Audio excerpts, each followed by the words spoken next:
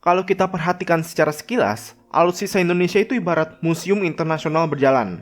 Ada jet tempur dari Amerika, ada juga dari Rusia. Tank kita itu buatan Jerman, tetapi kendaraan lapis baja lainnya itu datang dari Prancis, Austria, dan bahkan Ceko. Kapal selam kita itu buatan Korea, tetapi rudal dan radarnya kita itu adalah campuran dari Belanda atau Prancis. Jadi pertanyaan besar itu muncul ya, kenapa bisa campur aduk seperti ini? Jawabannya itu nggak sesederhana yang dipikirkan.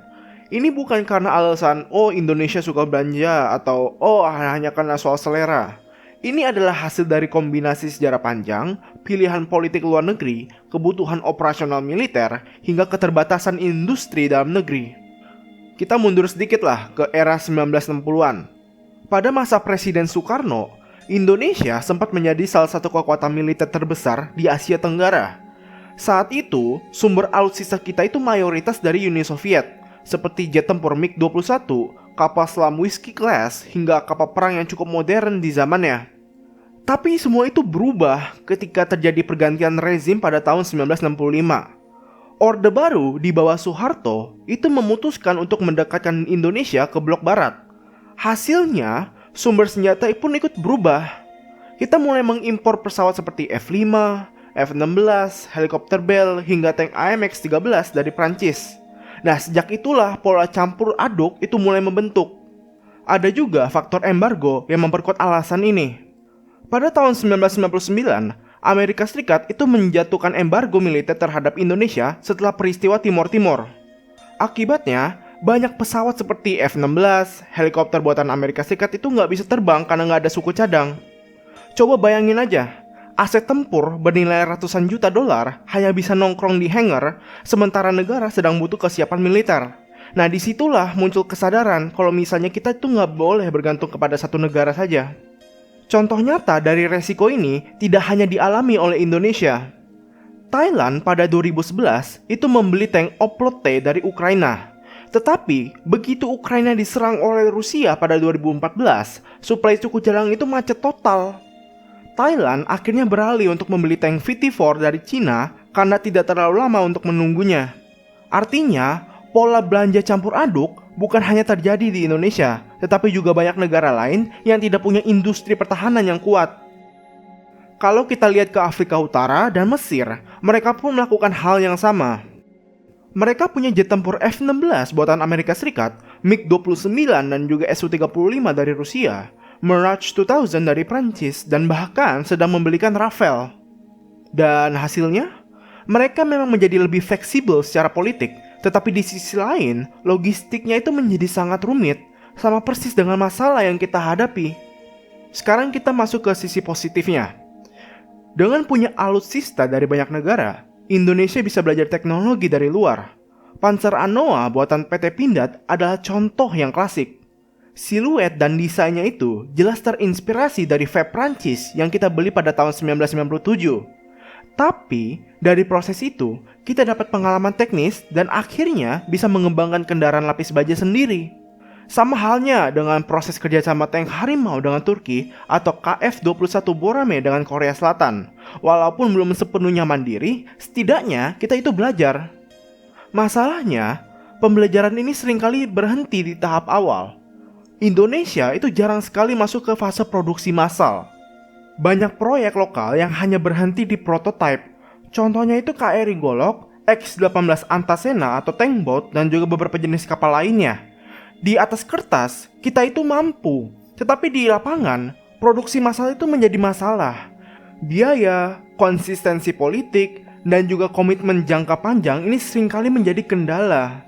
Lalu, bagaimana dengan sisi negatif dari keberagaman ini? Dari data yang tercatat, Indonesia saat ini mengoperasikan lebih dari 150 jenis alutsista dari 30-an negara yang berbeda. Menurut saya, angka ini jelas bukan sebuah kebanggaan, melainkan potensi masalah besar. Pertama, soal amunisi. F-16 dari Amerika Serikat itu menggunakan peluru 20 mm, sementara Su-30 dari Rusia itu memakai kaliber 30 mm. Ini artinya, stok amunisi tidak bisa saling mendukung. Kalau gudang peluru F-16 kosong, kita tidak dapat meminjam peluru dari armada Sukhoi meski keduanya itu sama-sama pesawat tempur. Kedua, itu soal pelatihan awak. Kru dari Leopard 2 dari Jerman itu harus belajar sistem Eropa. Sementara kru dari AMX-13 itu pakai sistem Prancis yang lama. Awak kapal selam Changbogo dari Korea Selatan tentu berbeda latihannya dengan awak kapal Chakra Class dari Jerman. Semua ini memperpanjang waktu adaptasi dan juga memperumit standar operasional. Ketiga itu soal logistik. Setiap jenis kendaraan itu butuh suku cadang yang spesifik. Semakin beragam, itu semakin sulit menyimpan stoknya. Akhirnya, nggak sedikit kendaraan tempur yang mogok hanya karena suku cadang yang nggak tersedia. Namun, apakah ini efektif?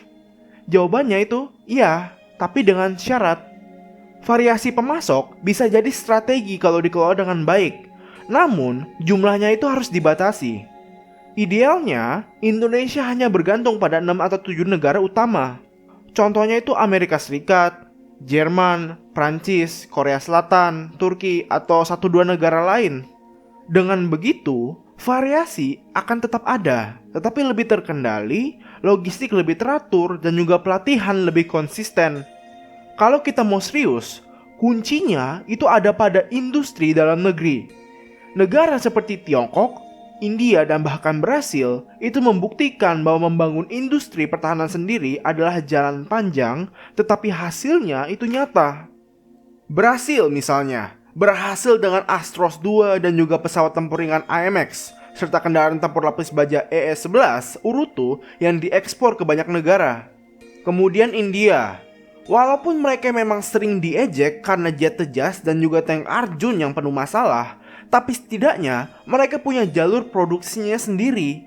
Dan sekarang, India sudah menjadi ekspor kapal perang dan juga serta sistem rudal ke negara lain. Dan juga Korea Selatan yang bisa menjadi contoh sukses paling dekat kita. Awalnya, mereka itu mengandalkan senjata impor dari Amerika Serikat. Tapi sekarang, mereka sudah mampu untuk membuat tank mereka sendiri, yaitu K2 Black Panther, kapal selam, hingga jet tempur KF-21.